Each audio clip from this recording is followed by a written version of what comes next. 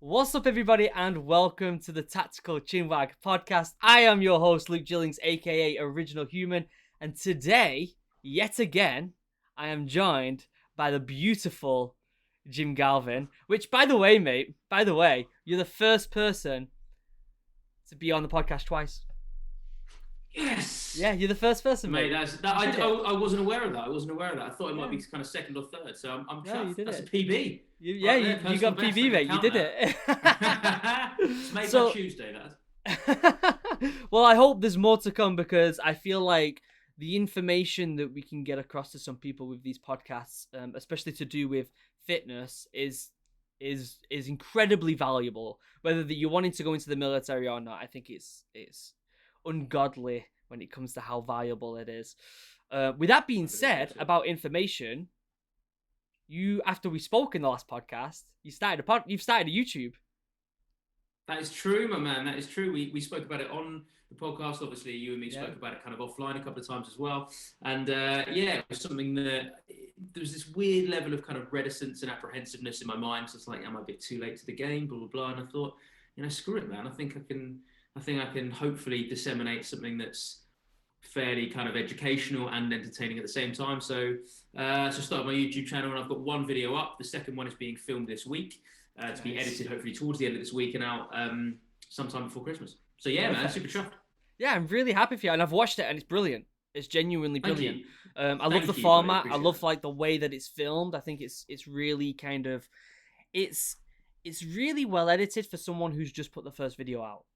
Like if you look back at my first video, oh my god, like it's horrific. I think it's a video of me like reviewing one of the old Apple Watches, and it's like it's just me like filming down, just like, it's horrific. Just but camera faces waving all over. Yeah, exactly. Yeah, but you got to start somewhere, man. And I'm really happy that you've done it because you have a lot of knowledge that I like picking, even though I have a Green Beret, and I feel like I have a pretty decent knowledge of fitness because of the Royal Marines. I still love picking your brain when it comes to this stuff because you are a guru. Happy to help, mate. Yeah, so well, thank you, mate, because honestly, if it wasn't for kind of sowing the seed on the first podcast that we did, on the first interview, and then obviously kind of all the conversations after, yeah, that really was what kind of like nourished that thought process.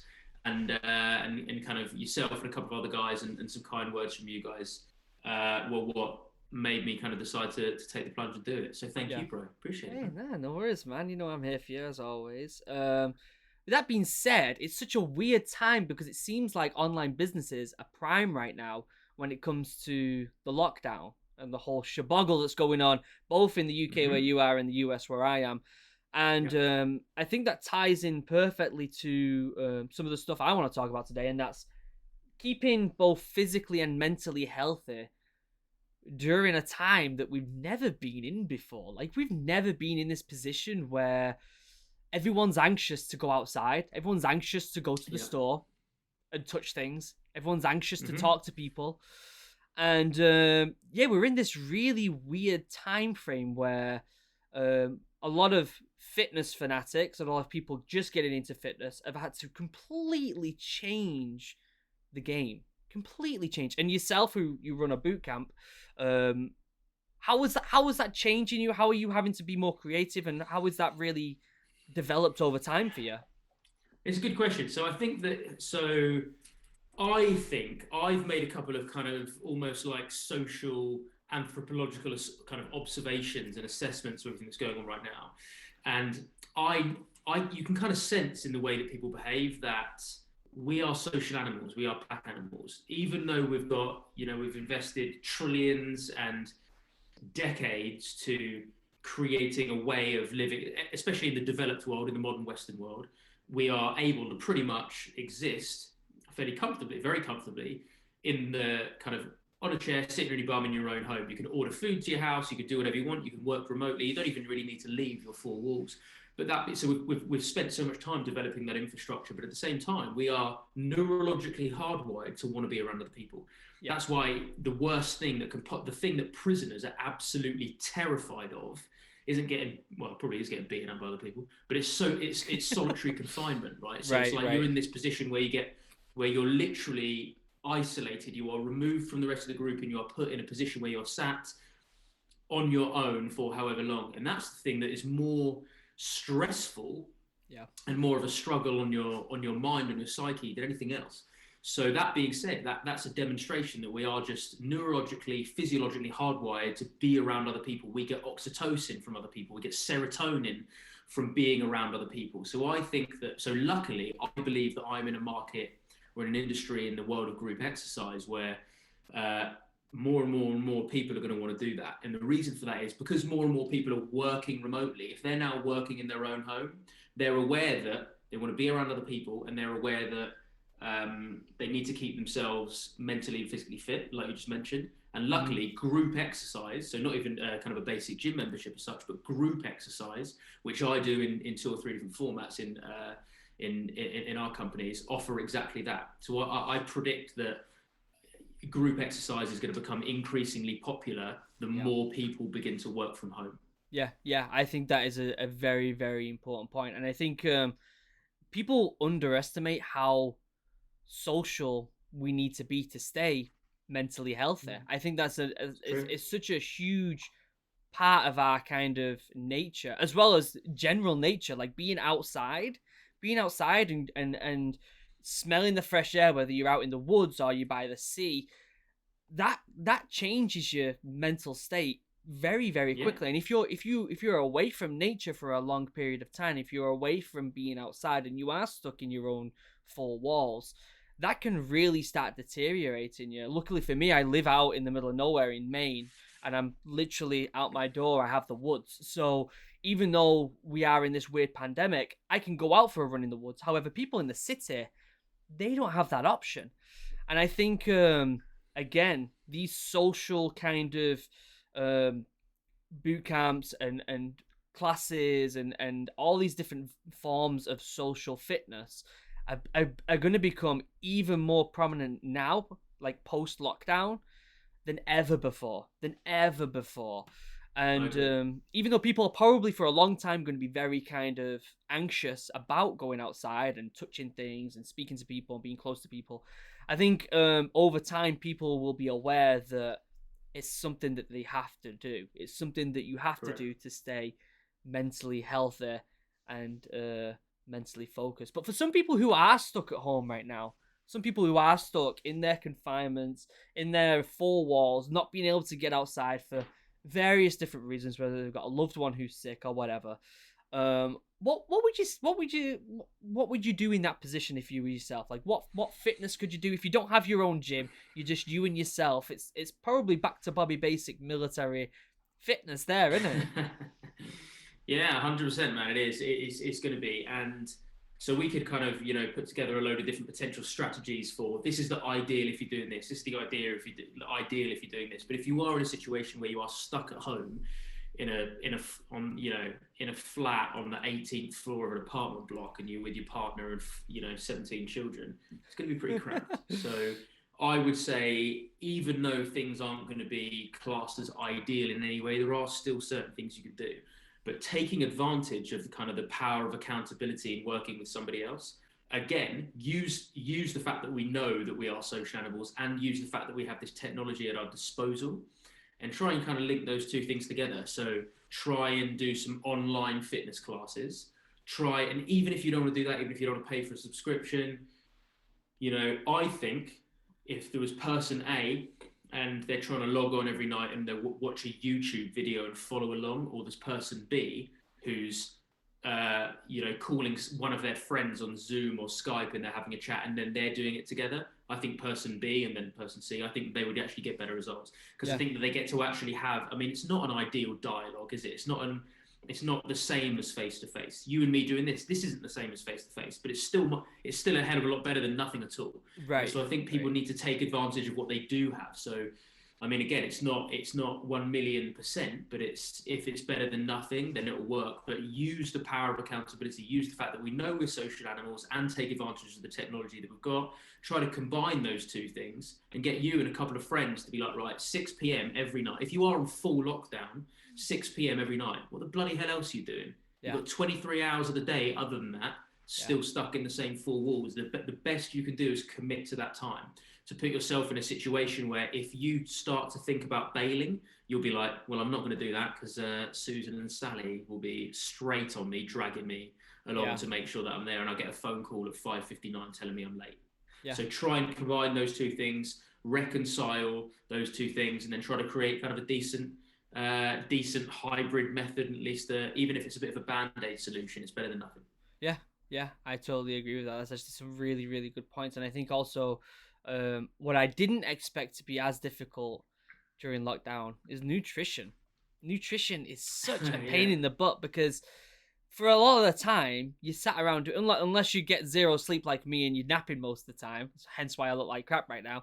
If you do get the sleep, nutrition is the thing that you sat on the couch or you've done something, or you're chilling out in your four walls. Nutrition is something that often kind of deteriorates in them positions because you're bored, you want a snack, or you start experimenting with baking. My wife's been watching too much Great British Bake Off right now, and has been baking all sorts of stuff, but that happens. Representing the British culture in the American household. I love Exactly, that. Good exactly. work, brother. Good work. But these things happen, and nutrition is something that I personally think is very difficult in because you're not busy enough. You're not outside. You're not at work. You're not busy. Your mind's not occupied correct. with these other things. So yeah, what are your perspectives on nutrition when you're in a position where your mind isn't kind of preoccupied with other things? Where it's just too easy to eat. It is just too easy to eat, isn't it? Yeah, I mean, one thing I say on that, mate, is you say what's my perception on it. The one thing that I would kind of attempt to communicate to everybody listening now is try and alter your perception of what it means to be hungry. We are these self-aware, conscious beings that have created computers, the internet, planes, blah, blah, blah.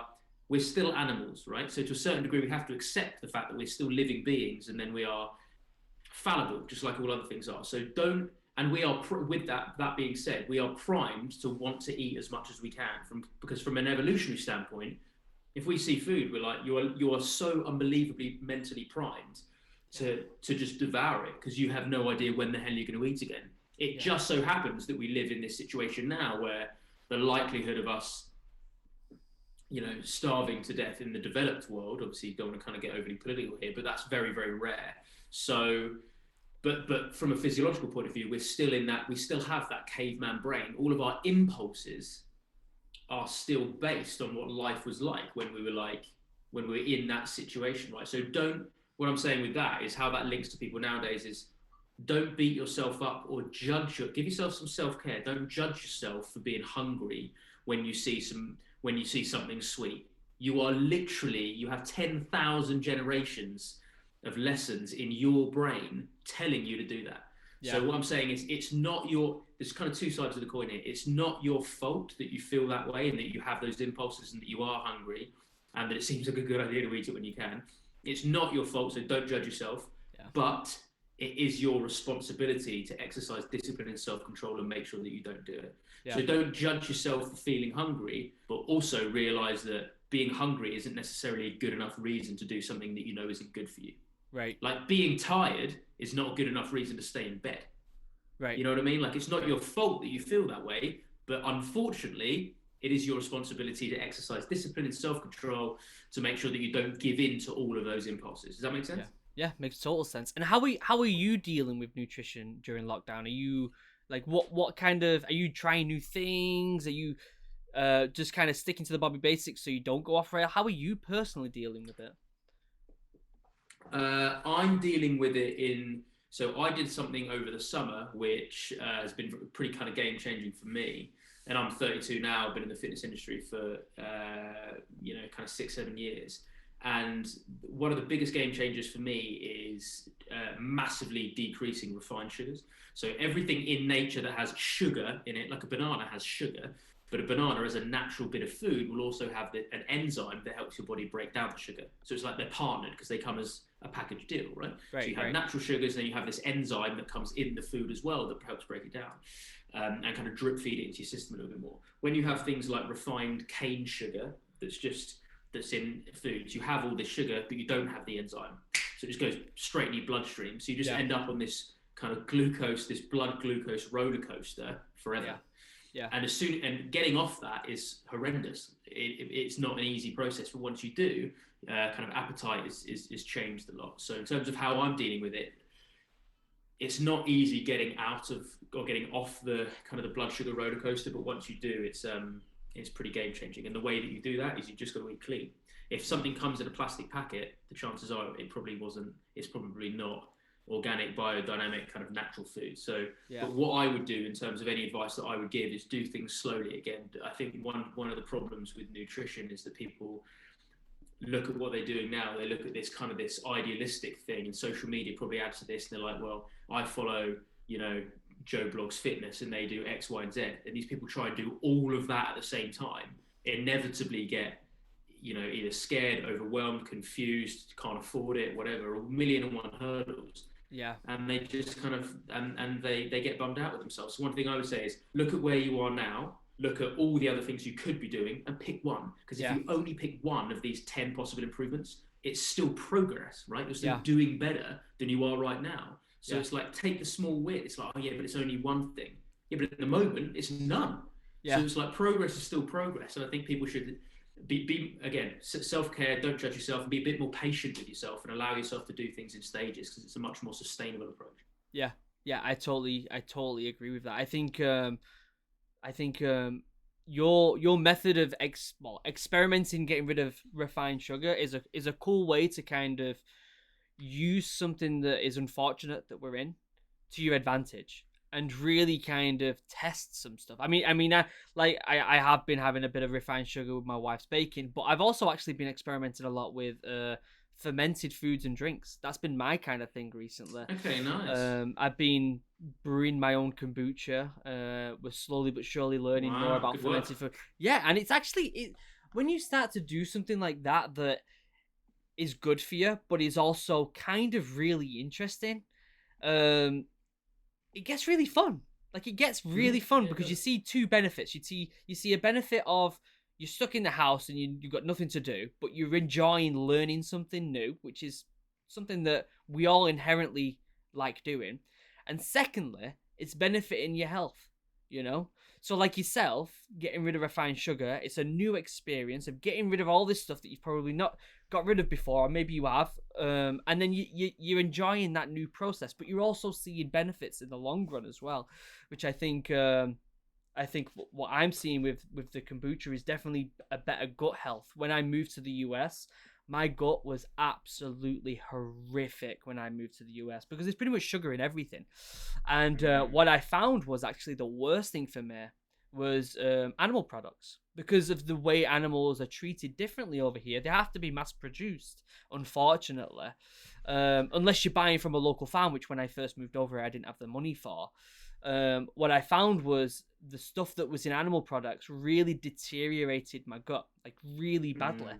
And when I did eventually be able to afford my local farm foods, what I found was, and this is even weirder, which I didn't know, is even though the animals were raised organically, whatever you want to call it, pasture raised and all that lot, the enzymes from the ground and all this stuff that my body has not seen before still gave me gut issues.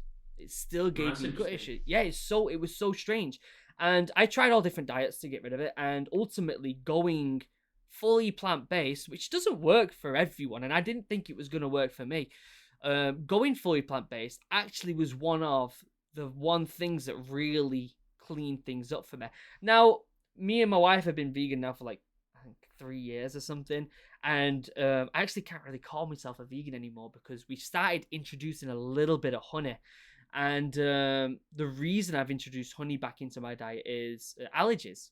What I found was honey is the best thing for me for allergies. Like if I obviously it's coming right from the source of the problem, which is pollen, and I would take this honey and I would find that my allergies are near non-existent anymore. So that's really interesting. Maybe it's some kind of like allergen vaccine almost, because you imagine what a vaccine is. It's a tiny amount of a strain of a particular pathogen, and then your body has a tiny strain of it and then goes, oh, I need to become immune to that. So maybe it's kind of the same thing with with the pollen that's in the honey or something. It's almost like Yeah. a pollen vaccine. It It's could weird, be. isn't it? It could. Maybe, It maybe. could be that. It could be a complete placebo effect. We'll never know. But what I do know is that it works. So And that's good enough. rather than sticking with the dogma of is I have to be a full vegan, I cannot do any of this. I'm doing this for my health. That's the priority, right? I'm doing it for my health, and if something benefits my health, I'm gonna kind of push into that a little bit. But again, my gut doesn't help with all the cookies that my wife's making. But let's talk about that tracking you were saying, and I want to talk a little bit about habit tracking because getting rid of refined sugars, getting rid of for me certain types of animal products is a thing that takes time. And again, like I love that point you made, how going full cold turkey or cold vegan turkey, whatever you want to be, and getting rid of a bunch of stuff very quickly and changing your diet very quickly doesn't, most of the time, doesn't work. And you have to make slow, small steps to reach this ultimate goal that you want. And habit tracking, which I'm sure you completely agree with me on, it's so valuable, and it's something that is so overlooked. Just tracking what you're doing. Have you ever physically tracked what you're doing, or is it usually just a mental thing for you? No, I have physically tracked it. I mean, it's a lot more mental now, basically because of the length of time that I've been doing certain things, and the fact Right. that because of that, it's just so much more habitual already, right? Yeah. So it is a habit. It is just kind of so much more concretely ingrained in my routine. But at the beginning, I do, and I have done in the past, and I've seen it with because of the two different clubs that my company runs, and the kind of the one-to-one coaching side that we do things with me and the coaches that work with us as well. We've got kind of 150 clients on the kind of working with us at any one time in some capacity. So we've seen with those guys that habit tracking is fantastic. Again, we definitely think that the accountability that you get from doing something with someone else can help, but it does just give people a clearer picture of what they're doing and how they're spending their time and what they're putting in their mouth and all the things that you'd want to do. But again, very, very similarly, well, not even similarly, exactly the same as what we said with the nutrition. The best thing you can do if you want to change a couple of different habits, because it's like, I want to do X, Y, Z, blah, blah, blah, is only introduce one of them a week. And for someone who's like, oh, but I want to change it all now, I want to absolutely smash life, blah, blah, blah, it's like, all right, prove to me that you can change one at a time. Yeah. One at a time, 1 week at a time, because you're infinitely more likely to stick to that if that is the only bit of newness, that's the only new thing that you've got happening in your routine that week. Yeah. So the once a week, is that something you've trialed and tested? Is that something you or is this something you've seen more from your clients, and you know this is like the thing that mostly works? More from our clients. It just seems to be that just seems to be the kind of the golden amount of time. A month is too long, but a week, people can do something for a week, and then their motivation at the end of 1 week, they've got like this feeling of like accomplishment, like success, like I did it, I stuck to that thing. Jim or whoever or coach blah, blah blah asked me to stick to this for a week, I did it, and they're like super pumped, and they're like, right, what new habit can I introduce? We messed around with a couple of different time frames, but a week, just for our guys anyway, just seemed to kind of be like the sweet spot. Yeah, that's awesome. Yeah, I feel like habit tracking is so valuable, and the one thing a lot of people, in fact, we will move into this conversation, is for people who are just getting into fitness and don't really know, what habits to track in general. Obviously, there's certain ones that seem simple, like tracking the amount of water you're taking and stuff like that. But what would be your top kind of, these are the things you need to look at yourself, to anyone who wants to either, join the military or just generally wants to get fit, or generally wants to get fit because they're in quarantine? What habits would you kind of point to first? I would say set yourself and again, it's kind of cliche, but it's probably cliche for a reason. I would say set yourself a challenging but reasonable goal in regards to the volume of exercise and the frequency. So as an example, for people who want to train every single day, that's 7 sessions a week. They're like, I'm going to do some kind of workout, even if it's a walk, a light run, a cycle on the exercise bike. I've got a HIIT workout on YouTube, whatever and what may be. I want to do 1 a day. That's 7 a week. 7 a week seems to be a lot better than 1 a day. And the reason for that is, especially when someone's trying to get into a new habit, the one thing that you've got to do is you've got to realize, do everything you can to preserve that motivation, because as soon as that motivation has a bit of a sledgehammer, it just comes crumbling down. So 7 a week is good, because if it's like, right, they start on a Monday, if on Thursday they've got a super busy day and they can't do one, they'll be so flipping mad at themselves. But if you're like, right, instead of kind of associating it and looking through the lens of one a day, if you look through the lens of 7 a week, it's like, I did miss Thursday because I had a super busy day, but I managed to do 2 sessions on Saturday. Therefore, I got my quota for the week. So it's like just that these tiny little tweaks are fantastic. So setting yourself a weekly exercise quota would be good, and set yourself again one new dietary change per week. Yeah. That doesn't mean that at the end of the week and you've done it, you then revert back to all that crap. It just means only introduce one change. Right. So if the first change is, I'm not going to eat anything after 8 p.m. Okay, do that every day. And then the second change could be, I'm going to, change the ratio of my foods. I'm going to have more vegetables every day. And then that's for week. And then you do both for week 2, if you see what I mean. And then it kind of goes from there.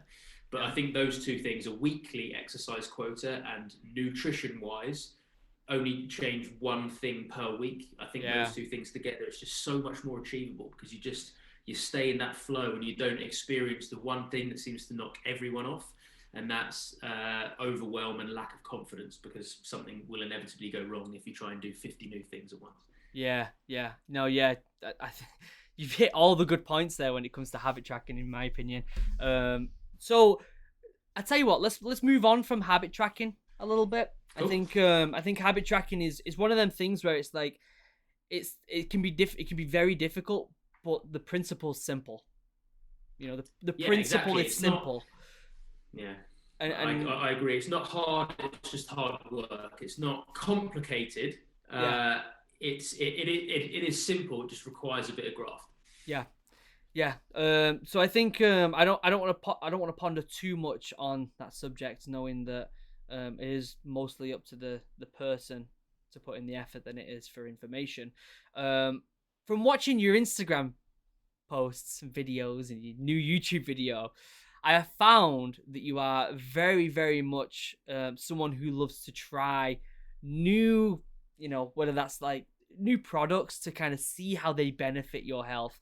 What one thing this past kind of like month or so has, apart from the changing of your diet of refined sugar, I'm talking like a product like I saw you had CBD at one point. I saw you were trying all these different things. What one thing has really blown you away when it comes to a new thing in your life? What a question. I suppose the thing is, like, when you're kind of like into, I suppose you'd call it kind of biohacking, like all these little kind of tips and tricks of different ways to kind of hack your way to better performance, physique, and health, which very much is what my kind of journey is at the moment, what my YouTube channel is about. There's so many different things, but I would say the one thing that my mind's kind of intuitively brought to now is, from a nutrition point of view, even people who quote unquote eat healthily, they might not necessarily be eating the right things for them. And that is, we have this universal idea that healthy is healthy in regards to food, right? Whereas if you had,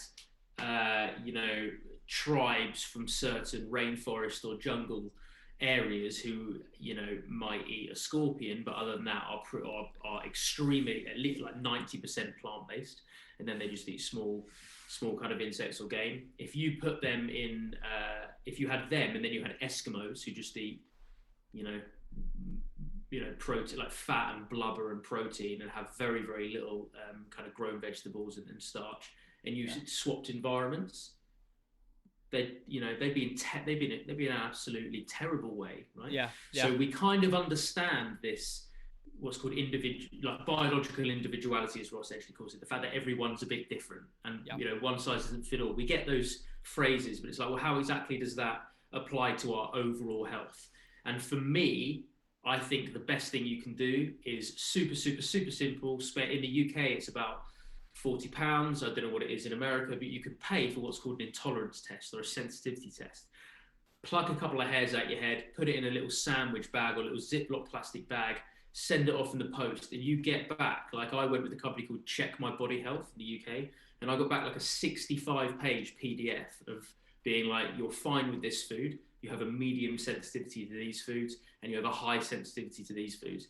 And the really interesting thing about gut sensitivity is it affects your recovery, your immune system, your endocrine system, your sleep, your mood. Yeah. So it's like how happy you feel, your cognition. Again, 90% or whatever is serotonin, the neurotransmitter that makes you feel happy, is stored in your gut. So one of the important things is that it affects everything. The second important thing is you can be super sensitive to a certain food that disrupts all of that stuff, really badly disrupts it, and you might have no symptoms at all. Yeah. So you might not know. So you do one of these tests. It's so cheap. It's so accessible. And you get loads and loads and loads of information. It's like something that could be quote unquote really, really healthy. Like someone might be listening to this and you'd be like, we're talking about, man, I eat loads of vegetables, I eat loads of organic stuff. I hardly have any junk food or any kind of refined sugars, and I eat broccoli every day.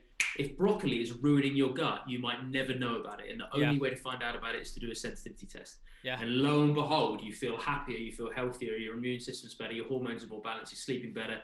Everything that your gut does, which is basically control every system in your body, starts to work better. So I think if there was like one overall kind of golden tip, I think that would be, I think every single bloody person on the planet would benefit from doing one of those intolerance tests. Yeah, and I think using technology and these incredible advancements in science to our benefits, which technically is biohacking, is going to help us tremendously, and it's only going to create, the next generation that live longer than the previous one, and it keeps going and keeps going. It's because we're finding out these new results. As long as they don't take your hair and start making clones of you, someone knocks on the door, it's another version of you. It's like, you shouldn't give that hair away. You're not sending it to North Korea. It's fine. Yeah. For me, I think it was just a lab in London. I'm pretty sure. One thing that you did mention there is scorpions, and I saw that you posted I might be wrong here, but it was some sort of bug protein. Now, before I asked, it was a cricket. Okay, so I've had a cricket protein bar before a while back. I think it was actually back in the UK when they were first kind of trying it. It was actually pretty good. And unlike I think whey protein at the time that made me feel like crap, it didn't. It was kind of similar on how hemp protein makes me feel, where it doesn't bloat me and it makes you feel kind of energized. And I had that same thing from a cricket protein. So what was your experience with this? My experience was very good. So mine came from a UK-based company called EGrub. So I actually sought them out because I've been looking for, I think, insect protein, because I'm kind of a pseudo-environmentalist. So the house that me and my partner Leah, we live in, it's an energy-saving home. We are completely 100% green being here because all of our power comes from wind and solar. Nice. I'm aware how much the commercial farming industry is kind of messing up the planet. And in addition to that, so I actually did an IGTV about this the other day, and the first question was, if you take whey protein shakes as a post-workout, because that's what the industry tells us to do, and you feel insanely bloated, why the hell are you still doing it? Because that is like 95% of people that train and that work out regularly have some kind of post-workout and take whey protein in some way. And 95% of those people feel super heavy, but they will just think that's normal. And I'm like, no, it's not. It's not normal. It's normal from whey, because whey protein is dairy based. It's basically kind of a byproduct that they like shave this stuff off the side of cheese, and that's where whey protein comes from.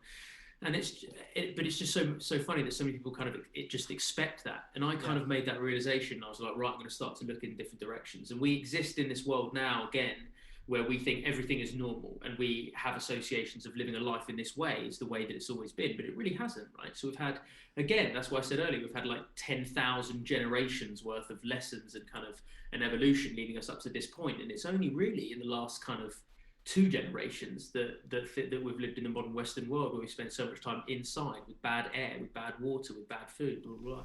So so looking back on things from an evolutionary standpoint, it's been something that I've been doing a lot recently. And eating insect protein, A, it's much, much better for the environment. And B, I was like, I'll just see how my body responds to it. Exactly the same as you. I didn't feel remotely bloated. Just felt energized, and it just felt super kind of light in my gut. And to get 1 kilo, so 1 kilogram of insect protein takes 1 liter of water.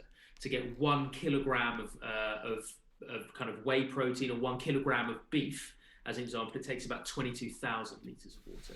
So Yeah. I mean, it is insane. The numbers, Yeah. it's not like, oh, it's an extra 50%. It's just Right. game changing. So it's better for the environment, it's better for my gut. And again, it just makes sense to me logically from an evolutionary standpoint that eating insects would be something that our body would be able to metabolize a lot easier. And it seems to be that way. Yeah, and I feel like people have this weird stigma against insects. They think it's like it's weird. It's actually supernatural. Like eating Yeah, that's insects what I mean. is Yeah. so natural. It's unbelievable. A lot of countries still do it as snacks, like Mm-hmm. actual snacks that look like insects, and it's the no-brainer to them. And I think the more we realize how this is a cheaper way of creating protein, it's a more sustainable way. It's better for the environment. It's better for yourself. There's hardly anything that's kind of negative about it. The more people Yeah. will start to be like, all right, at least I'll try it. Then they try it and they see the benefits, like yourself and what I had when I had it, and they probably will never go back. And I think the milk industry and stuff, with whether it's whey or cheese, well, probably not cheese. Cheese is always going to be around because people are obsessed with it. But milk, and especially milk, it seems like a lot of people are moving towards like almond milk, oat milk, rice milk, all these other soy milk, all these other different types of milks that don't necessarily Yeah. bloat you anymore, and it's actually having a huge impact on the dairy industry, like a big impact. And I think people, once people start trying these new things and they kind of just get out their own head of what they think is normal, they'll start to see the benefits. They really will. And I know I've seen the benefits. It's cheaper over here to have almond milk out of any alternative milk, and almond milk is kind of one of the best things I can tolerate, basically. I can't really tolerate soy milk all that much. It kind of makes me sickly, and oat milk's very thick. I think it's good for cooking with. But almond milk is like the place to be for me, and if it wasn't for knowing how good hemp protein is, because for me, for some reason, hemp protein is just like it just seems so optimized for my body. If it Mm. wasn't for that, I'd probably be looking into insect protein more than anything else. I've been taking this protein and this multivitamin from a company called Vivo Life, who uh the way that they run the products with super sustainable. They have they check everything in there for any crap that could be in the protein, any byproducts, and it's brilliant. This stuff literally is so good on my gut that I have had zero issues from it. And usually I tried one of the protein this had. It came from On It, the company On It, which I'm sure you've heard of, which is I'm a hemp familiar. protein. Yeah, their protein's good, but it was kind of expensive.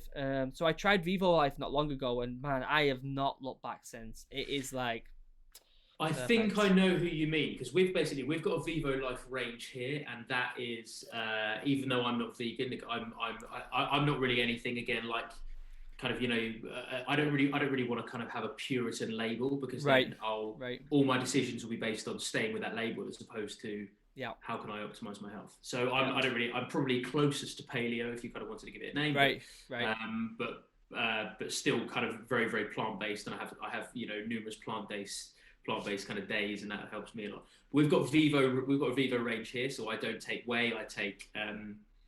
I actually take a vegan protein and mix it with marine collagen, which is basically green like collagen.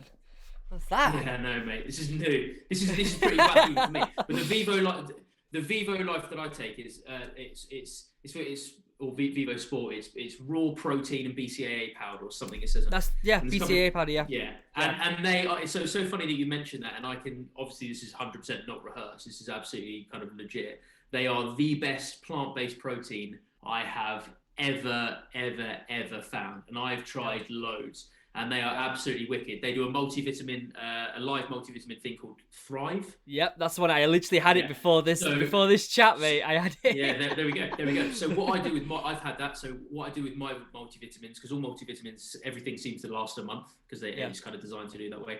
yeah, I actually, to diversify my gut and my microbiome, I actually change month on month my multivitamins, but they're one of the multivitamins that I've got in like my rotation. Yeah. So anyone's listening yeah. to this that that is looking for some decent, super clean, sustainable, kind of ethical and absolutely on point protein powder, that one that we just mentioned, I would 100% endorse as well. Yeah, I would agree. I actually found it from another YouTuber called Simnet Nutrition, who is he's a full plant-based body weight trainer. The guy's absolutely stacked, but I don't know if he's as stacked as you, mate, but he's stacked.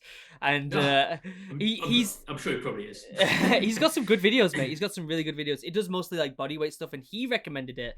And I was a fan of his, so I took his word for it more than anything, which usually helps a lot when it comes to recommendations. And yeah, it's phenomenal. And that Thrive stuff's really good. And even though it is kind of... So I have two things I do alternate. I have like a green juice that I take. It's like a green powder that I take with some gummy multivitamins and a few other different things. For being mostly plant-based, I have to have a few other things in there, like B12 and stuff. And then on the alternate days, I have the Thrive stuff. And what I found is the Thrive stuff, not only is it kind of like this, it's pretty much green juice, like with the amount of stuff in there, but it tastes so good. That pineapple, mate, it tastes so good. But yeah, we'll move up. We'll kind of. I want to talk more about these other things that you've been experimenting. What's this collagen? What's the you say sea collagen? Yeah, marine collagen. Marine collagen? So I just know from my body that there are some things that that I respond well to, and again, this is what I would advise. I'm sure you'd advise to anyone listening. It's like, again, take one of these intolerance tests and go around and mess about. You don't need 6 months to know whether or not your body does or doesn't like something. It'll tell you. You'll either feel bloated and crap, or you feel energized. If you feel tired after a certain food, it's because your body's spending all its energy trying to break it down. If you feel quite energized, it shows that your body can break it down quite easily, etc., etc. And one of the things that I've always felt extremely good on is seafood. Like, just it's taste wise, I can kind of bear it. I'm not don't have a particular predisposition either way, but it's just I have salmon or tuna or prawns, and I feel fine. I don't feel remotely bloated. So I looked into this marine stuff because I do, like, for me personally, I do respond quite well to animal proteins, as long as they're the right kind of animal proteins. And again, whey I do not respond well to. So that's why I was looking at, right, what else can I have in terms that is animal protein but not dairy based. And that was one of them. Again, insect protein is one, and this marine collagen is one. It's from a UK company called Hunter and Gather, not Hunter and Gatherer, Hunter and Gather, which is this this young married couple that started this kind of paleo range, and they do some really, really good products. Actually, I've only got one kind of shipment, but I got some of that, and I got a few other different bits and bobs, and and they do a lot of organ meats and stuff. And again, that's one thing that I believe, if you are bloody going to kill an animal to eat it, then we're not supposed, like we spoke about last time, we're not supposed to just eat the muscle tissue as such. There are vitamins and minerals in organs that you don't get from the muscle. So liver and everything. So, exactly. So true. But that's they seem like a good company, and marine collagen is something that is good. And again, one thing I will say is I'm aware with all of this stuff, with insect protein, with marine collagen, A, it might seem a little bit weird, and B, because it's not as common, it's not as mass produced, because it's, and especially with the Vivo Sport as an example, the cleaner, the more expensive it's going to be. You have to kind of ask yourself, I don't want anyone to go bankrupt, but you do have to ask yourself the question of what's worth your money more than your health. So, like, people really, in my opinion, there's a massive number of people that need to get their flipping priorities straight. If they're wearing the absolute top of the range, brand spanking new, still got the tags on, Gymshark 2-piece in the gym, and they're like, oh, I can't afford good food. And I'm like, mate, I'd wear a bin bag if it meant I could eat organic. So again, I don't want anyone to bankrupt themselves, but anyone who's listening that's like, I'm like, have an honest fit. It depends how much you want it. And I'm not saying that everyone does have £1 million a month to spend on this stuff, but I would say really, really actually look within and say which of these is the priority. And I would say buying loads and loads and loads of new fitness gear should be way below eating clean. No, I agree. And again, I think your point there of you can't really put a price on your health is something so vital. I've said that so many times, and I stick by that as well. I actually planned, I saved up a bit of money these past few months, and I've splurged on some fitness equipment, because who knows how long this lockdown's going to happen and we're not going to be able to get into gyms, especially here in the US where it's getting worse still. So I invested a little bit. I'm still looking for a company that's doing a barbell, because barbells are next to non-existent right now, trying to find one. It's the same in the UK, I think. It's horrific, But I actually invested in a Peloton bike, which I Oh, wouldn't use. nice. Good Yeah, work. I wouldn't usually invest in some sort of equipment that's that expensive. But I am such a huge fan of spin class. When I was a personal trainer, I used to teach spin class, and again, having that kind of camaraderie, having that funness to exercise, is second to none. And if I could replicate that slightly at home, then I'm gonna give it a good old go. Do you know what I mean? So I invested a Mm. little bit. I think it's something that it's definitely gonna be like trial and error, and I'll let you know. I'll let the people Yeah, listening please know do. what I think about it. It should arrive at the end of the month, I'm pretty sure. So yeah, I think that's the kind of like a good place, a good kind of way to start settling this conversation down and probably end it here. But before you do leave, I wanna get I want to get like a trial for my viewers from you. I want you to basically give them one thing I want them to try from now until the next time I have you on the podcast, which I'm hoping is once, maybe a month, once every other month or something like that. I'd like to have you on. So, Mate, that sounds like a bloody good plan to me. I am, if that's the case, I am gonna say. In fact, I'm gonna say two things. I think that even though I've kind of gobbed off about the fact that do one thing at a time, but I'm gonna kind of split it up. I'm gonna offer one kind of little yeah. nugget on training, Okay. and kind of and you know hopefully that'll be actioned, and then one little nugget on nutrition too. The training thing is, as I said earlier, kind of combining some of the stuff we've already spoken about. Utilize the fact that we know we're social animals, and don't try and do everything on your own. That's never been successful. You've literally got, you know, from an evolutionary standpoint, everyone who tried to do everything on their own ended up dead. That's why we are socially wired. That's literally in our brain. Don't try and beat nature. It does not usually work well. So utilize the fact that we know we're social animals and we have the technology to allow us to connect, and start trying to train regularly with somebody else. Don't do it on your own. Don't watch a YouTube video. Find someone and say, we'll get something off the internet. We'll get a session and then we'll do it together. And we'll even have a chat during the breaks, because you'll still probably work harder, and it will just be more fun than you trying to struggle through it.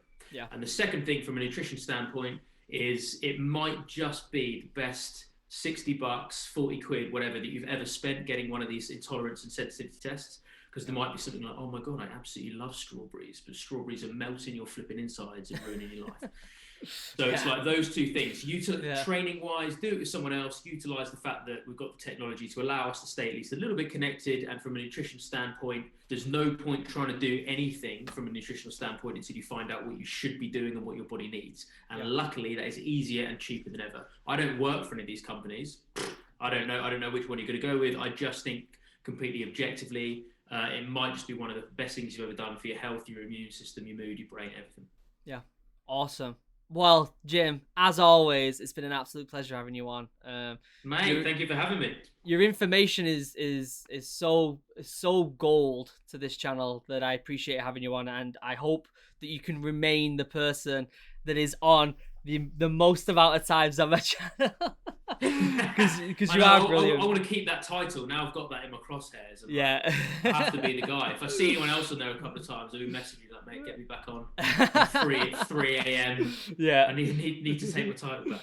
Yeah. I will link your YouTube channel down below for anyone interested. Go and check it out. Subscribe, like, and all that to your YouTube channel, because it is brilliant, and I can really see it doing well. So the first video, if it's any indication on the rest of the channel, it's gonna blow up. So link will be down below to Jim's channel. Yeah. Thank you everyone for watching. Thank you, Jim. And thank you, mate. Yeah, and I'll see you all in the next video. Take it easy, everyone. See you later, guys. Bye.